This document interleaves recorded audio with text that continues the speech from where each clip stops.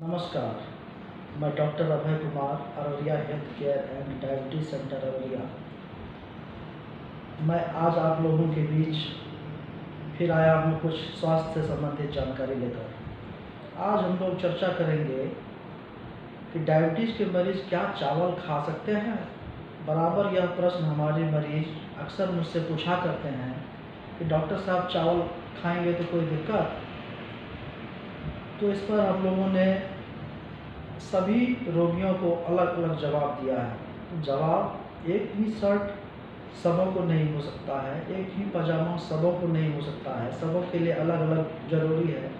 उसी तरह से हर डायबिटीज़ के मरीज़ को यह कहना कि उसे चावल खाना है, उसे चावल नहीं खाना है, यह उपयुक्त नहीं है।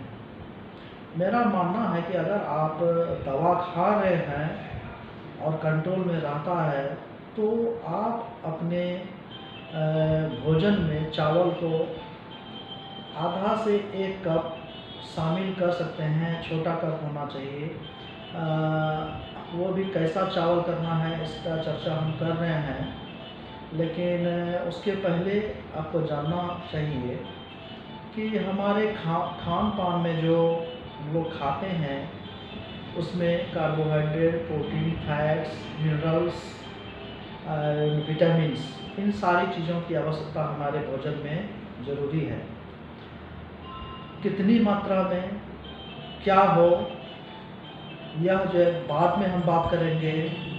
पहले यह जानना ज़रूरी है कि भोजन जो भी हो संतुलित हो, चाहे वो डायबिटिक पेशेंट हो चाहे नहीं हो। हमारी थाली में सब प्रकार के भोजन मौजूद रहने चाहिए। गाँव में अक्सर या बहुत सारे लोग जानकारी के अभाव में एक ही तरह के भोजन प्रतिदिन खाते हैं। चिकन खा रहे हैं तो चिकन ही खाते हैं डेली, मछली जिसे पसंद है तो मछली ही खा रहे हैं। तो इसी तरह से चावल खा रहे हैं तो प्रतिदिन चावल ही खा रहे हैं। तो अपने भोजन में बदल बदल कर खाना ज़्यादा ज़रूरी है, ताकि एक ही तरह के भोजन हो और हमारे थाली में सभी प्रकार के भोजन रहने चाहिए। अब बात करते हैं डायबिटिक पेशेंट्स की। डायबिटिक पेशेंट्स चावल खाएं या ना खाएं, जिनका कंट्रोल रहता है उसे मैं कहता हूं कि आप थोड़ी मात्रा में 1 कप चावल या एक मुट्ठी भात जो है अपनी थाली में उसे रख सकते हैं। 2 रोटी ले लेंगे और थोड़ा चावल वो रख लेंगे। आपकी थाली में दाल भी रहनी चाहिए, थोड़ा दही रहना चाहिए, सलाद 25% आपके थाली में रहना चाहिए। सलाद भी विभिन्न रंग के, गाजर है, मूली है, खीरा है, सबों में अलग अलग मात्रा में मिनरल्स एंड विटामिन्स पाए जाते हैं। सलाद खाने से फाइबर उसमें मौजूद रहता है जो ज़रूरी है। अब हम चावल खा रहे हैं और उसमें सलाद नहीं ले रहे हैं तो फाइबर की मात्रा घट गई, तो वैसा नहीं होना चाहिए, है ना। प्रोटीन भी रहना चाहिए समान मात्रा में। हालांकि राइस जो चावल ले रहे हैं उसमें भी प्रोटीन रहता है। 100 ग्राम चावल में 6.8 ग्राम प्रोटीन रहता है, फैट 0.5 रहता है और लगभग 78 ग्राम उसमें कार्बोहाइड्रेट पाया जाता है चावल में। और बी कम्प्लेक्स भी जैसे thiamine, riboflavin, niacin, other vitamin and minerals इसमें पाए जाते हैं।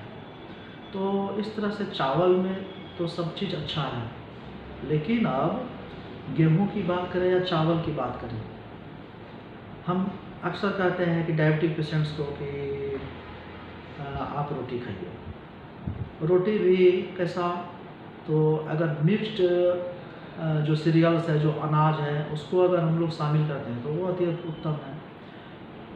गेहूं के साथ हम लोग कहते हैं कि आप थोड़ा सा चना मिला दीजिए, उसमें मकई मिला दीजिए, थोड़ा सा उसमें सोयाबीन मिला दीजिए और उसको मिल में जाके कि उसको मिलिंग करवा करके पिसवा करके उसका आटा बना करके खा लीजिए।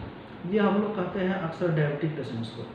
लेकिन हमारे लोकेलिटी में, सीमांचल रीजन्स में और बिहार में अक्सर लोग चावल खाना काफ़ी पसंद करते हैं। बहुत सारा आइटम्स बना हुआ है, लेकिन चावल नहीं रहने के बावजूद वो फीका है, क्योंकि वो पसंद करते हैं कि चावल हो जाए, मछली के साथ चावल खाएंगे, जो चिकन बना है उसके साथ चावल पसंद करेंगे, वो रोटी पसंद नहीं करेंगे उसके साथ उसको, या मेहमान जो आते हैं उसको हम लोग अगर चावल नहीं देंगे तो मेहमान भी शिकायत कर देते हैं।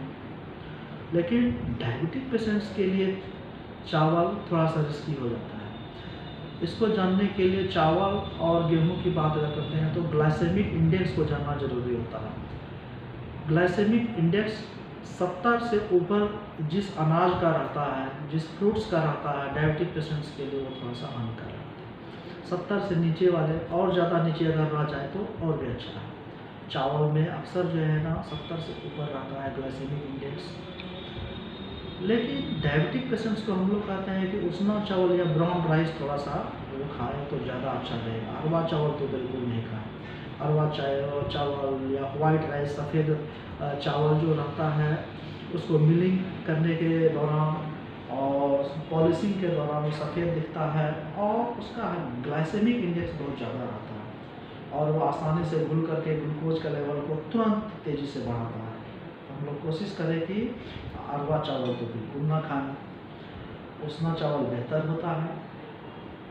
प्रोटीन और न्यूट्रिएंट्स, मिनरल्स और विटामिन के तौर पर भी और ग्लाइसेमिक इंडेक्स के तौर पर भी। ग्लाइसेमिक इंडेक्स जो उसना चावल का होता है वो कम होता है। ब्राउन राइस का और भी होता है, 60 से नीचे ही रहता है। ब्राउन राइस एकदम बहुत अच्छा होता है, तो उसको हम लोग जो है समाहित करें।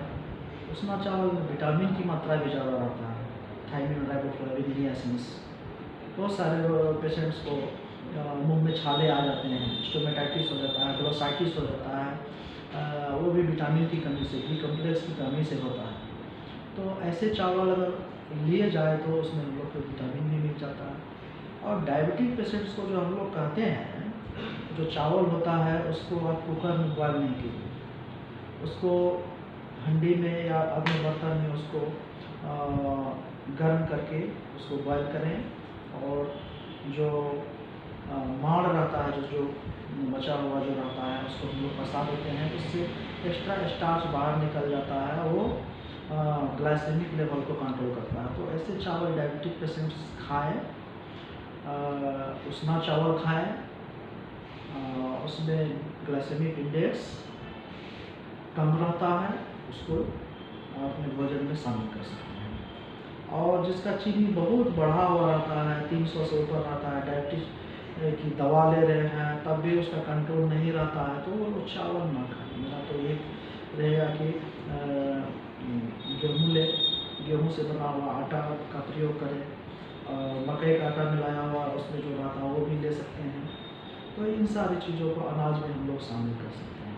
आज हम लोग चावल और अनाज की बात डायबिटीज पेशेंट्स के लिए की है, तो इस तरह से हम लोग अपने भोजन में इसे शामिल कर सकते हैं। धन्यवाद।